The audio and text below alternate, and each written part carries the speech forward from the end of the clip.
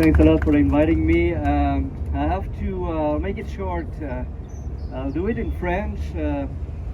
Il y a plusieurs années, j'ai écrit ma thèse de doctorat sur les Irlandais et l'impact de l'indépendance de l'Irlande sur les Canadiens français de l'époque.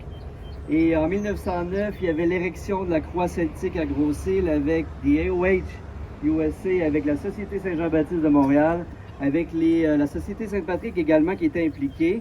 1913, donc il y a 110 ans à peu près, on a eu un mouvement d'unité avec les Canadiens français, les Québécois de l'époque, pour éviter que la pierre ici soit déplacée parce que la Compagnie du Grand Tronc voulait la déplacer.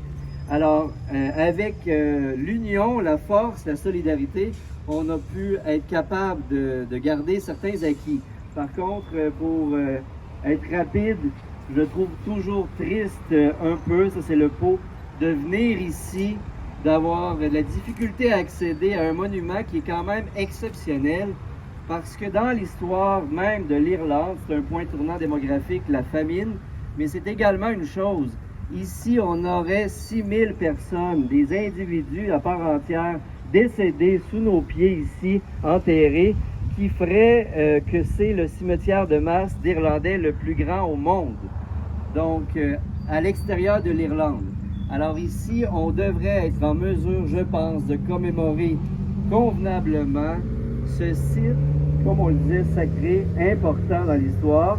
Peut-être qu'on a manqué en tant que société, on a une méconnaissance de notre histoire pour laisser aller finalement. On a des voitures qui passent à côté, on a de la difficulté à se rencontrer sur un site sacré.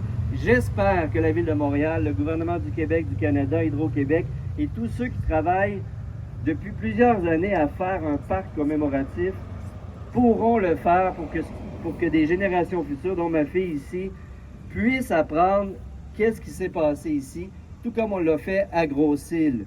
Donc, j'espère que ça viendra un jour. Mais c'est avec des personnes comme Victor, c'est avec des personnes très impliquées, comme Danny Doyle que je vois, des personnes de la communauté, mais aussi des Québécois francophones qui ont des origines ou pas comme moi, qu'on va pouvoir, je pense, arriver un jour à avoir un parc commémoratif, avoir un endroit pour vraiment montrer que ce site est exceptionnel dans l'histoire du Québec, mais aussi dans l'histoire de l'Irlande. Alors, je vous remercie beaucoup de m'avoir écouté. Merci.